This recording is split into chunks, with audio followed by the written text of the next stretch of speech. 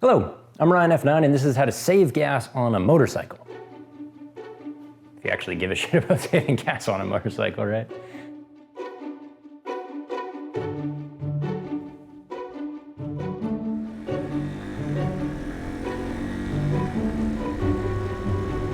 Start by searching for the phrase volume corrected to 15 Celsius. Now if you fail to see that, it means you're on a pump that predates temperature sensors. Well, nice. When you fill up in cold weather, you get denser gasoline for the same price. It's quite literally more bang for your buck. Now for cars, yeah, it's an old wives' tale because the bulk of gasoline is held in insulated underground storage containers. They don't really change temperatures. But old wives tell no tales of tiny tanked motorcycles because for us, a large proportion of what we pump is just what's already in the hoses, and that will be colder in Winnipeg temperatures.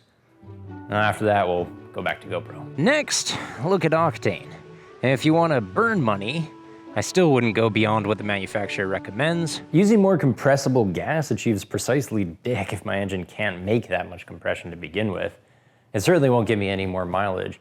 We'll get a shot of lower octane though, because if you want to save money, it is possible to retune bikes to run on 87.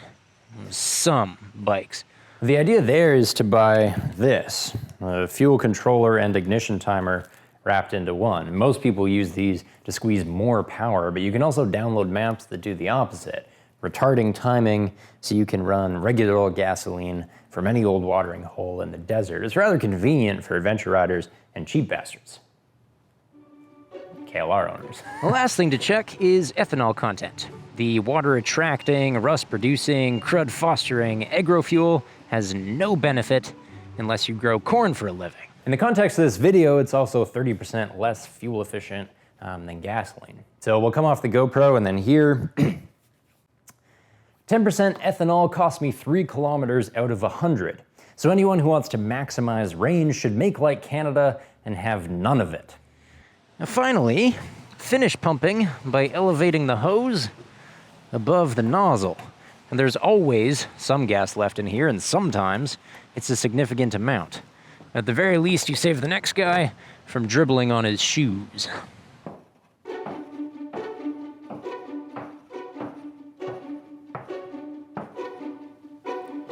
At the purest level, fuel efficiency is about using all of your gas. And whatever we squirt into the combustion chamber, we need to match with the right amount of air and a good spark. Otherwise, some fuel will escape unburnt out the exhaust. In theory, they're the usual suspects. Improperly gapped or fouled spark plugs, weak fire, incomplete burn. Poorly adjusted carbs, we're running rich, we're adding more fuel than we can burn. Faulty jets or fuel injectors, same problem. Incorrect valve clearances allows fuel to escape prior to ignition. In reality though, I think we should just tell them to clean their air filters. 9 times out of 10, clogged filter is the primary cause of mileage woes. Cool.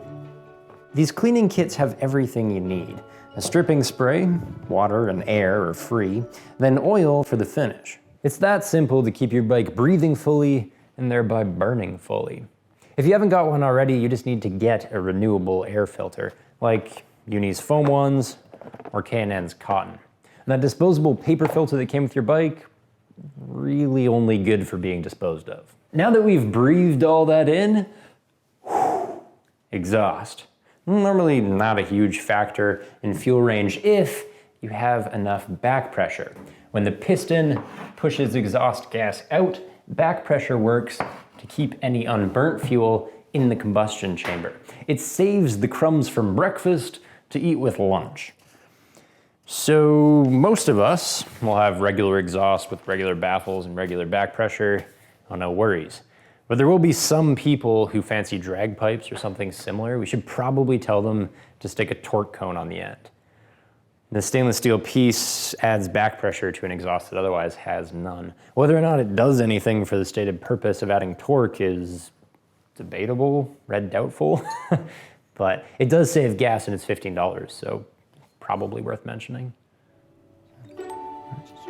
Okay.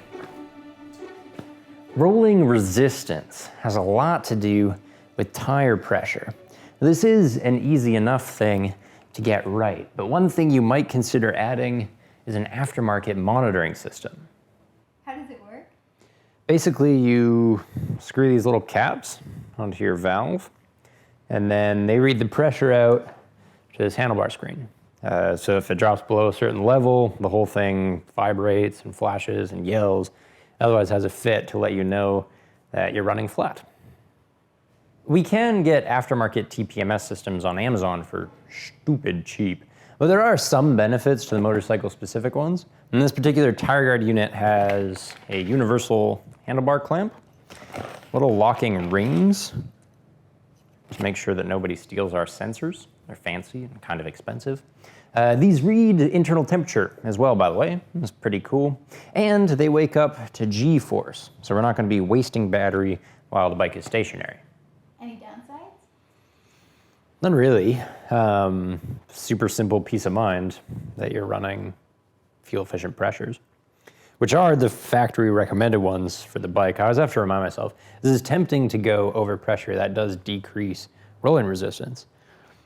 It's not really worth the blowout risk though, especially when you can just buy low rolling resistance tires and run them at the proper blow.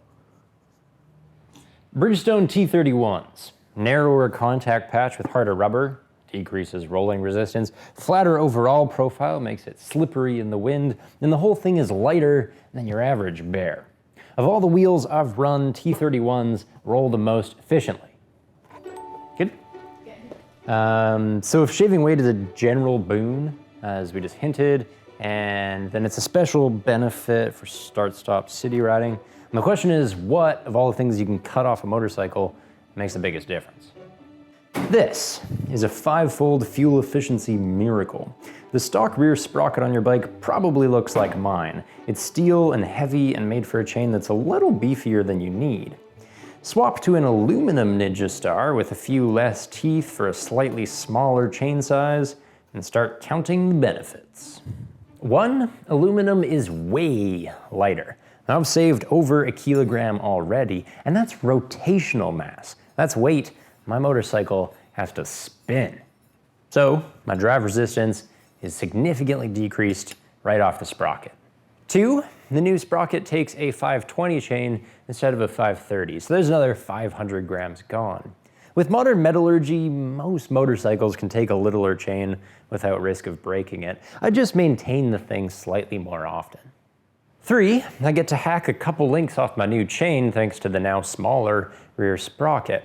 When everything is on the scale, my entire final drive weighs 47% less than stock, almost 2 kilos evaporated. 4th benefit, by switching from a 48 tooth to a 45, my bike now runs at a lower RPM for a given speed. That's probably the biggest gas-saving facet of the bunch. Should be good. Looks good. Cool.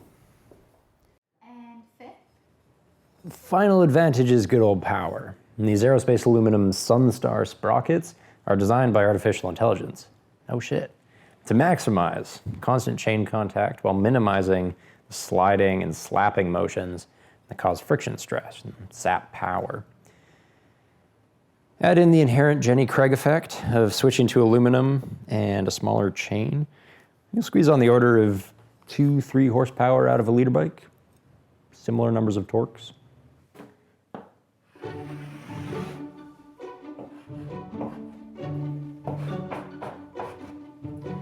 Bad news first. Wind resistance is proportional to speed squared.